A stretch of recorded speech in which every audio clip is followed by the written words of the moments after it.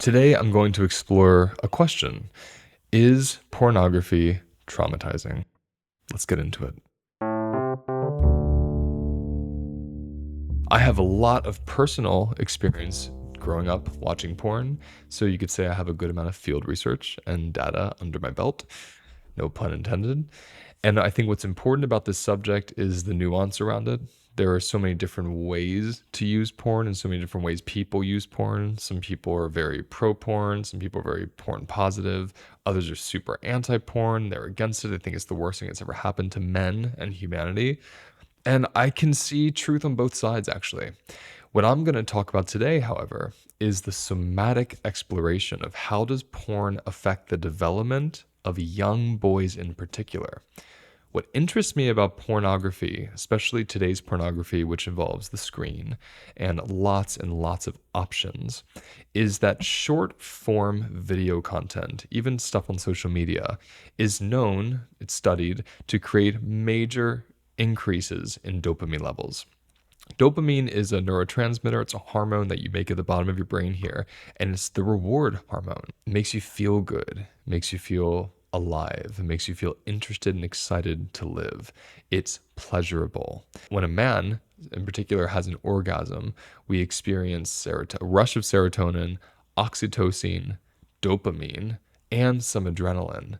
Those are lots of different hormonal reactions happening just from an orgasm. That doesn't even mean porn, just any healthy, old, beautiful orgasm. But what's interesting about porn is it becomes very compulsive. So you're not just watching it once or twice a week, you're using it once or twice or more a day. And for a lot of developing bodies, that means going into a perpetual habit, a pattern of dissociating because you're looking at a screen, going into a freeze response where you're not really feeling most of your body besides the pleasure in your genitals, and then having this huge rush of dopamine hit your system. And then when the orgasm fades after 20, 30 seconds and you're back in your life, it feels a little bland in comparison. It's not as exciting. And when you're developing with that, you're developing with the pattern of dissociating in response to sexual pleasure. Now, that to me is very important to understand because when you're dissociating, isolating, which most young boys do when they're watching porn, and having the hormonal response of the dopamine and the neurotransmission and the stimuli, especially to the adrenals, when that becomes, those three things become the way your body is expecting sexual connection to be, and you're developing in a body with that daily habit, how do you think that affects your relationship to actual people when you start having sex with them? How do we think that affects our emotional regulation, the ability to even express and have our emotions be seen? How does it affect our ability to be vulnerable, to ask out loud what we're interested in or want sexually, to share our pleasure, our desires, our fantasies? Most men I know from using porn growing up have their fantasy self and then their relationship self. So there's a split, there's a compartmentalization that happens because of the use of porn. When you're at dinner having fun with your family and laughing, then you go into your room and lock the door and turn on a porn and you use it. Some people 20 minutes, some people hours. You're in this heightened state alone in isolation, exploring sexual gratification and fantasies and even other sexualities and fetishes and ideas. But you're exploring those alone. Very rarely does someone explore those in a porn and then bring those into their relationship. If they were to do that, I could actually see porn being a positive thing, considering the people in the videos aren't sex addicts and people being exploited themselves, which is kind of hard to be completely sure of. Most people in the porn industry have had some kind of sexual trauma growing up. And if they haven't, they might experience sexual trauma from porn itself because it's not the most, let's say, trauma-informed career. So what I think is important around this is understanding porn as a bridge or as a means to isolate. If I'm using it to explore myself, then I take what I learned to people, to partners, to other situations. I'm integrating what I've explored in isolation with another person. So I'm connecting. Those parts of me are connecting to a human. However, if I'm using porn to isolate my fantasies, my emotional needs, my soothing, and that's where I take it to, then I have two very different selves that are being developed. myself when I connect with someone, and this deeper place where I tend to isolate. And what's fascinating about porn, I can say this for myself growing up, we tend to really get addicted and compulsive with the type of pornography that fetishizes our own sexual traumas and, let's say, sexual unsatisfying, strange experiences. Hey, my friends. I created a space that is affordable, accessible, and anyone is allowed to join anytime, and it's called the Library Membership. The Library Membership is an online private platform that hosts dozens of my webinars, my somatic practices, private mini lectures, and movement practices. There's also a monthly sound healing, and you'll be invited to a weekly Tuesday live mini practice with me and other participants. You'll also be invited to be a live audience member in our monthly HLN team podcast recordings, where you'll take place in the Q&A that happens off air after the episode is filmed. For more information on this membership, click on the link below, or go to holisticlifenavigation.com and click on membership and then library. You can join right now, and you can cancel or pause your subscription at any time. I look forward to seeing you in there. I had the experience of violation many times growing up. So the kind of porn I was interested in was where people were being violated. And that's something that really turned on my body as a kid growing up, I thought. When I became more mature and I started studying trauma, and especially when I started studying traumatics, I would track my body when I would imagine watching a porn, or I would even turn one on for literal field research and see what's my body doing. And guess what I discovered?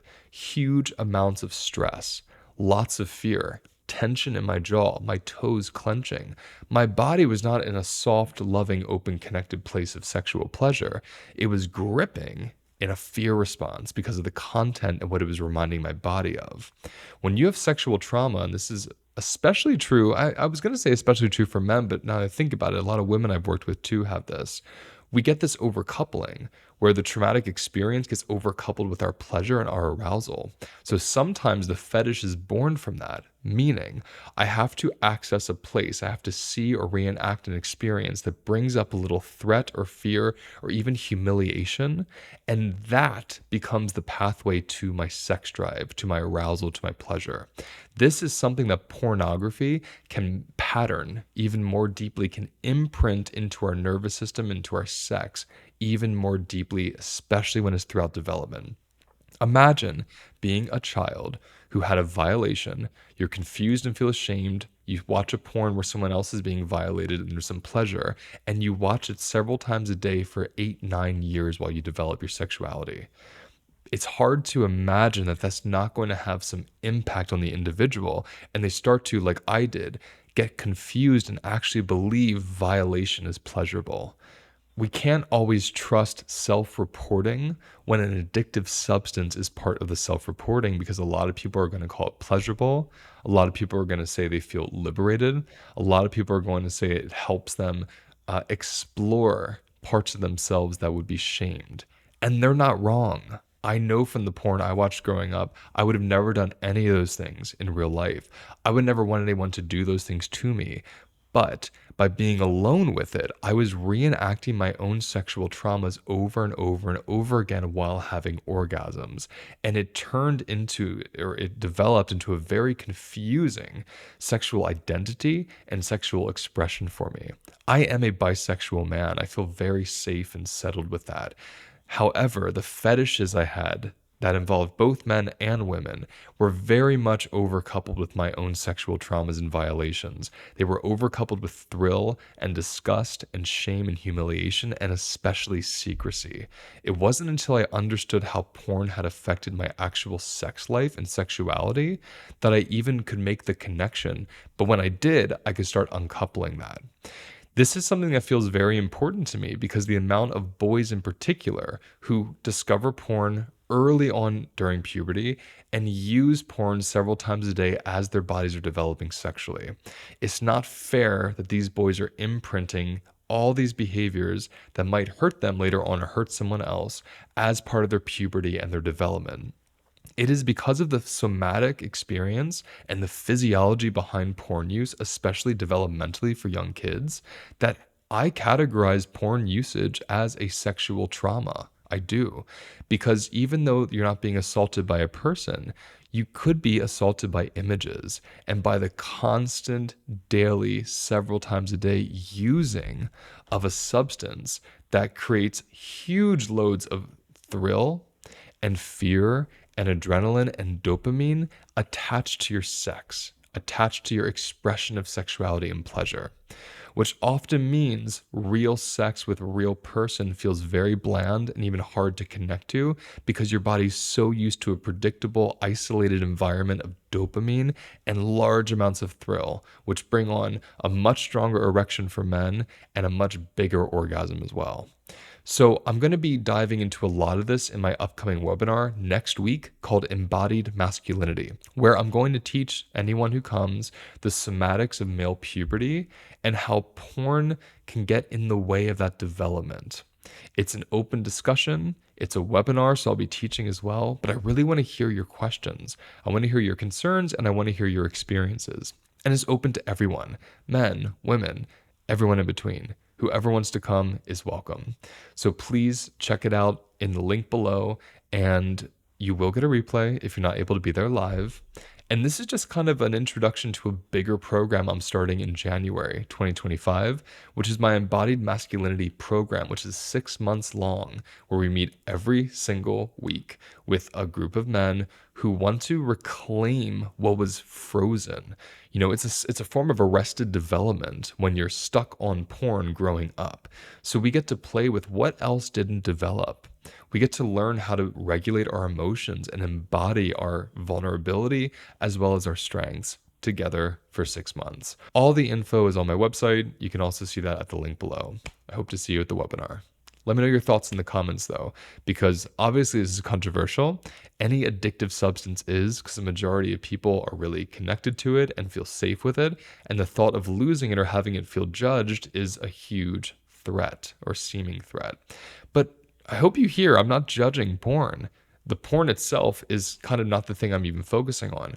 I'm curious about what happens developmentally from the somatic experience of using porn compulsively throughout development. Let me know your thoughts. See you next time. Thank you for watching today's episode. Please like and subscribe if you found it useful, and let me know in the comments what you want me to cover next.